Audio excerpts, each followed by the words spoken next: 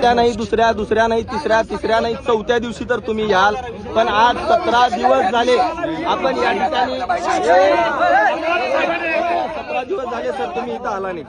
आमचा काय दोष आहे सांगा? आम्ही ऊस पिकवला, आमचा दोष आहे का भाऊ? तुम्ही म्हणता का नाही देवा भाऊ म्हणा जया भाऊ म्हणा, तुम्ही शेतकऱ्याचं सरकार म्हणताय का नाही? आम्ही काय गुन्हा असला केला सांगा बरं बघू.